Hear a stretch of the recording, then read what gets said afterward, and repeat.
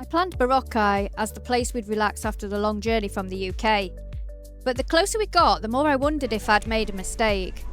Everything I read made it sound busy, touristy, and packed with activities, and then there was the algae issue on White Beach.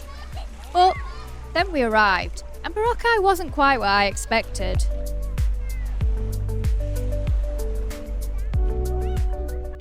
To get to Boracay, we travelled from the UK via Singapore and Manila, around 32 hours door to door. Singapore Airlines even surprised us with cake and champagne to celebrate our anniversary.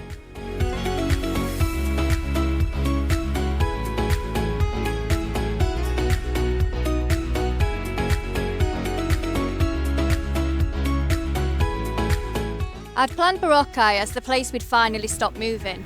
Easy days, beautiful beaches, and no pressure to do too much. By the time we finally made it through the flights, the transfers, and the boat ride, we were completely exhausted. At that point, we were just desperate to see if the long journey was actually going to be worth it.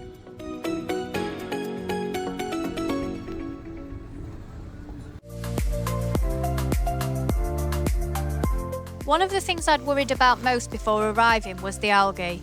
And when we first stepped onto the quieter end of Station 1, I could see why people had mentioned it.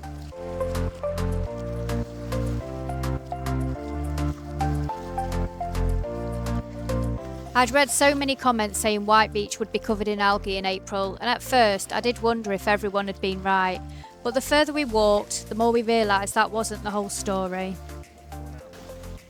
Yes, there was algae in places, and we quickly discovered that saying no thank you to people selling tours and souvenirs would become part of daily life.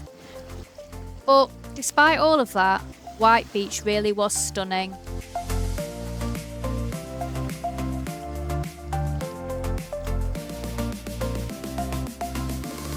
After that first walk along White Beach, I started to realise that maybe I'd worried a little too much. Yes, Boracay was popular, but it never felt overwhelming. And after such a long journey, we quickly settled into a slower pace.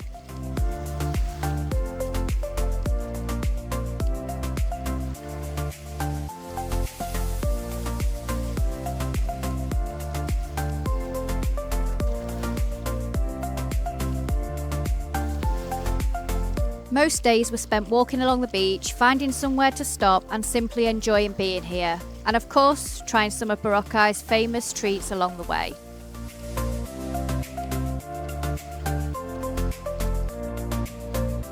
There's a coconut.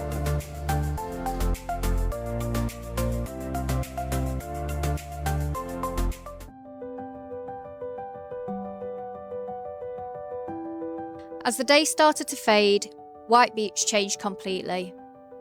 It definitely didn't get quieter. If anything, this was when the beach felt most alive. Every evening, people gathered to watch the sun go down, and the Paraws lined the horizon.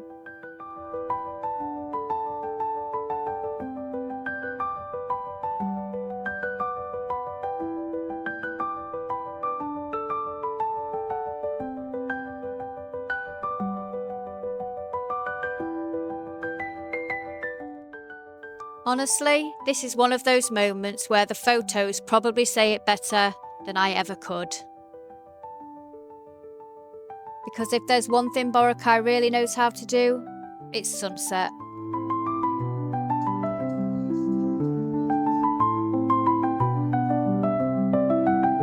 One thing we knew we wanted to do in Boracay was a sunset cruise, and even though it didn't quite end with us sailing into the sunset, it still became one of my favourite memories from the island.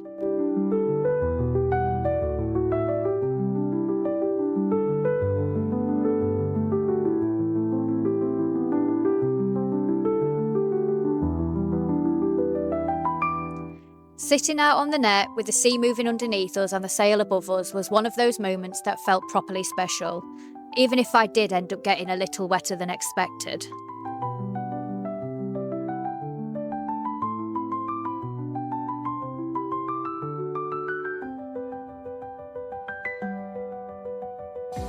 Although White Beach is what Boracay is famous for, we did want to see a little more of the island while we were there. Getting around by e-trike was easy, and it gave us a glimpse of Boracay away from the main beachfront. Our first stop was Puka Beach, which felt completely different to White Beach.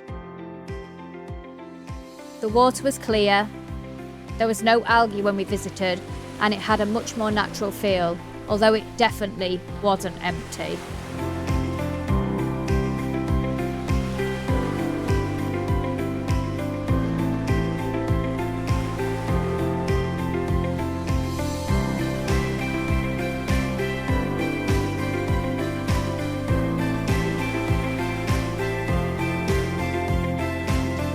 We also visited Diniwid beach, which felt smaller and tucked away and was only a short walk from the fairways and blue water area where we were staying. For me, seeing these different parts of the island helped balance Boracay out. It wasn't just busy white beach sunsets and Paraws, there were quieter corners too.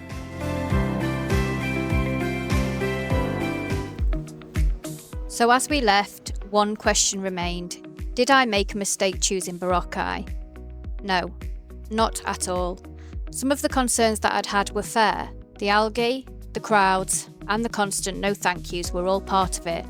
But underneath all of that, Boracay was still the place that I'd hoped it would be. Beautiful beaches, sunsets I'll never forget, slow days, easy moments, and memories from our time there that will always feel special.